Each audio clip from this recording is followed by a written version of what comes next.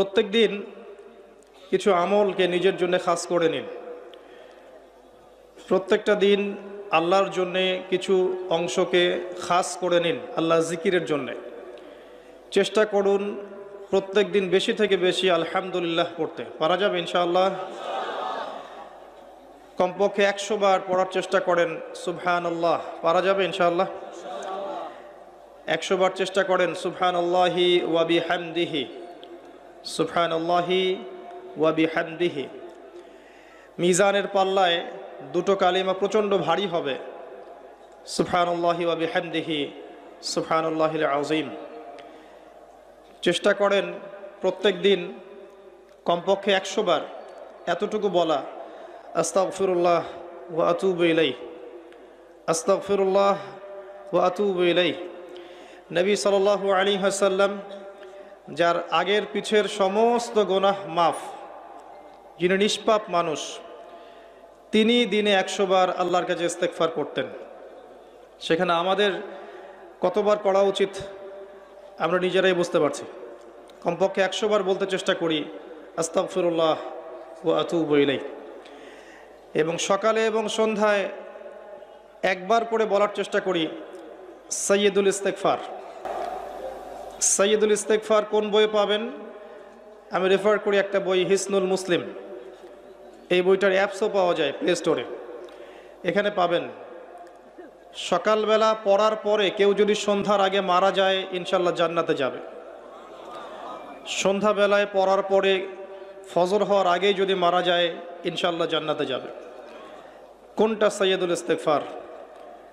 আল্লাহুম্মা আনতা রাব্বি লা ইলাহা ইল্লা আনতা খালাকতানি আনা আবদুক ওয়া আনা আলা আহদিক ওয়া ওয়া'দিকা মাস্তাতা'ত আউযু বিকা মিন শাররি মা সানা'ত আবুউ লাকা বিনি'মাতিকা আলাইয়া ওয়া আবুউ বিযানবি ফাগফিরলি ফাইন্নাহু লা ইয়াগফিরু যুনুবা ইল্লা আনত।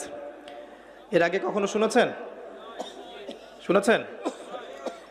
যাদের মুখস্থ নাই, এটা মুখস্থ করা যাবে?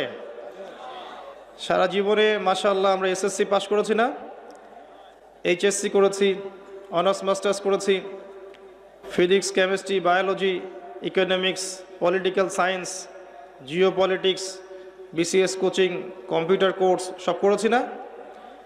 সাইয়্যিদুল ইস্তেগফারটা মুখস্থ করা যাবে না? যাবে ইনশাআল্লাহ। আল্লাহ পাক তৌফিক দান করুন।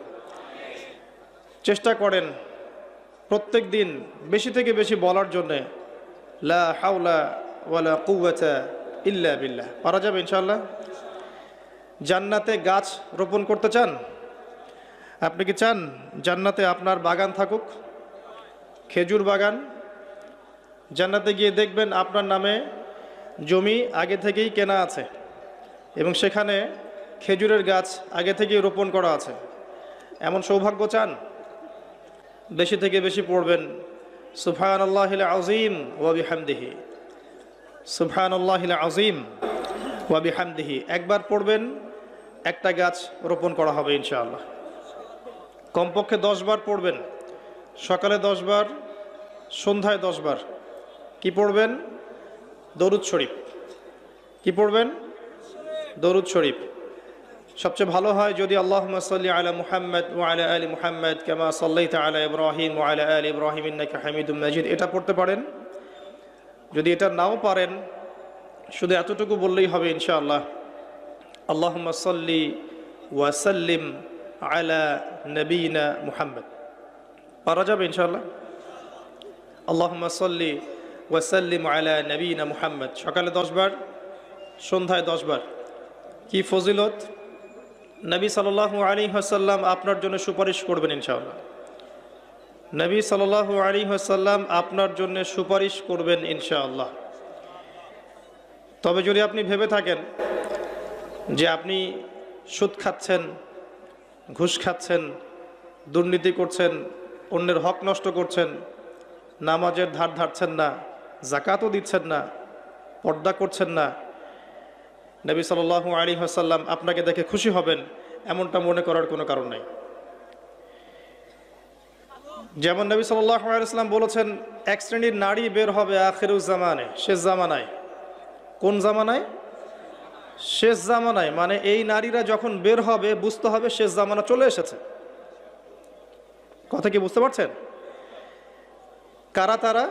নবীজি বলেছেন নিসাউন কাসিয়াতুন আরিয়া মুমিলাতুন মাইলাত, এমন নারী যারা কাপড় পরেও নগ্ন থাকবে, এমন এক শ্রেণীর মহিলা যারা কাপড় পরবে কিন্তু তারপরেও নগ্ন থাকবে। আমার কি ব্যাখ্যা করে বোঝানোর দরকার আছে? যারা মানুষ